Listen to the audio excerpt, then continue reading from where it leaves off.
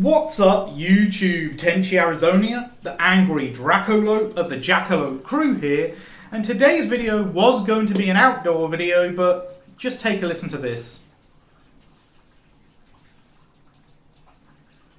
Yes, it is absolutely pouring down today, so this video is being shot in my office space.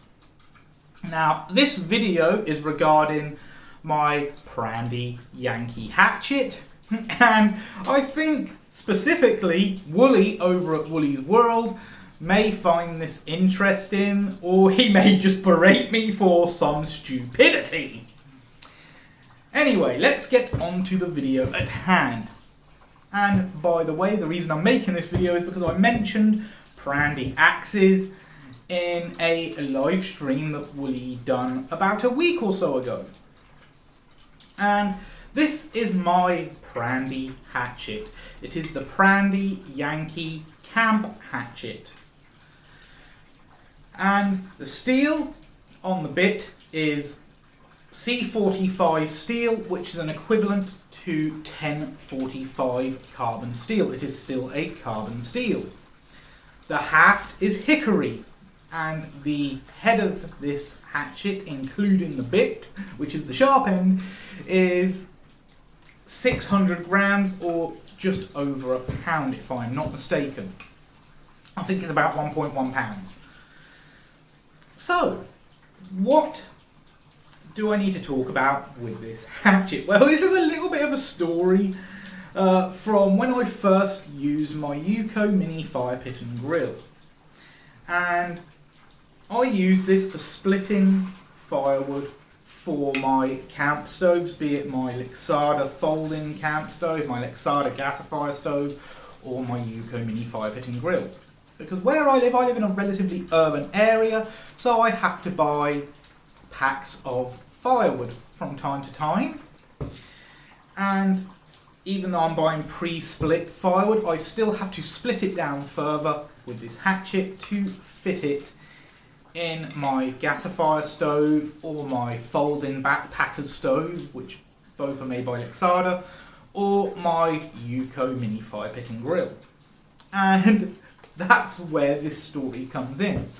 See, the first time I was using this hatchet, and let me just take the mask off. The first time I was using this hatchet to split wood for my mini fire pit and grill, I came across a particularly stubborn piece in the pack I was using at the time. Sack really, they come in a little mesh sack. I came across a particularly stubborn piece that had a nasty knot in it. And instead of doing the smart thing, which would have been having my wood to be split on something soft, i.e. dirt, or another piece of wood. Well, there's a raised bed in my backyard, you may have seen it in a few of my past videos, and I was resting the pieces of wood on the retaining wall for that raised bed, which is red brick. Well, yeah, will you all appreciate that? Well, on this particular piece of wood, this stubborn piece, I decided in my infinite wisdom, instead of moving on to another piece, I was just going to put as much force as I could into a swing to try and get straight through the knot. Yes, that's why this piece of wood was particularly stubborn. It had a great big bloody knot in it. So, this piece of wood resting on the retaining wall for the raised bed, I swung as hard as I could into it.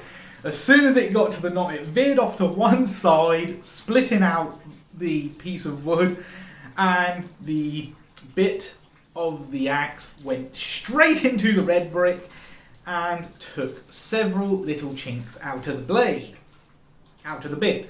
I'll put a picture up here of a close-up so you can see. They're not particularly large chinks, but they are relatively annoying, and the axe is actually dull enough that I can now gingerly run my hand across the bit.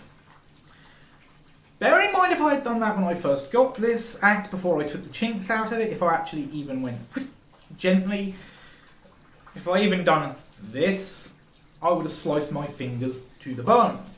It was that sharp. But now it needs resharpening.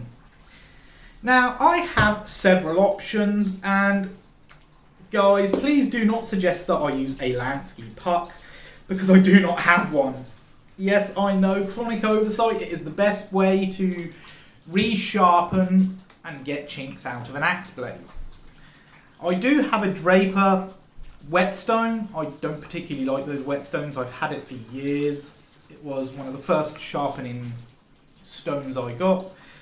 I don't particularly like it because it's extremely coarse and takes off an incredible amount of metal.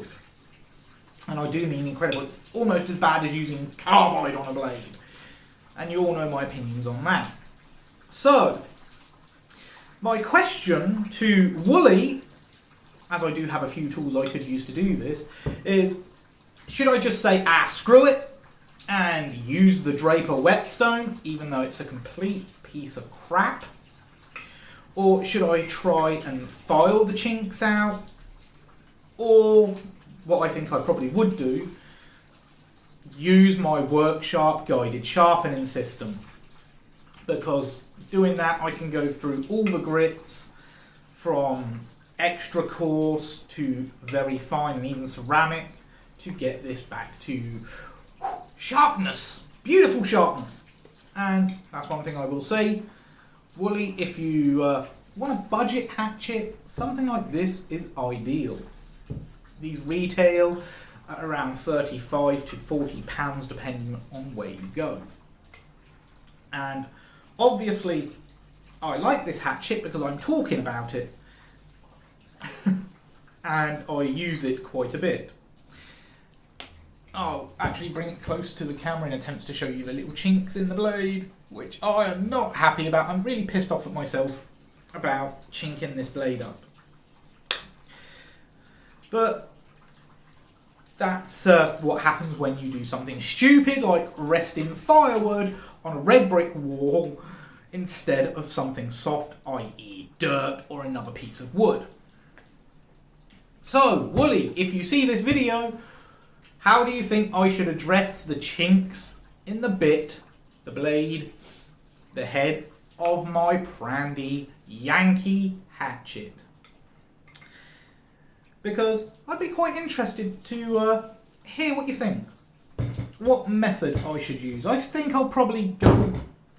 That's it, just fell over. I think I'll probably go with the Worksharp guided sharpening system to do it, or maybe the file. Because worst case scenario, if I want to keep the convex, I can freehand with the plates from the Worksharp, and I can pretty much freehand with the file as well. So, yeah, those are my options, I think. I don't want to really use the Draper stone, but I will if I have to. Anyway, that's enough rambling. That's been my video. A bit of a story about my Prandi Yankee hatchet and how I got some chinks in the blade. Hopefully you found this entertaining, Wooly. Sorry it wasn't outside, but again, listen. Yeah, not going out there. Not today anyway. So, in the comments below, let me know what you think. How should I address the chinks? Anyway, that's all for now. If you like it, please subscribe, comment, and share. And remember, be good to each other.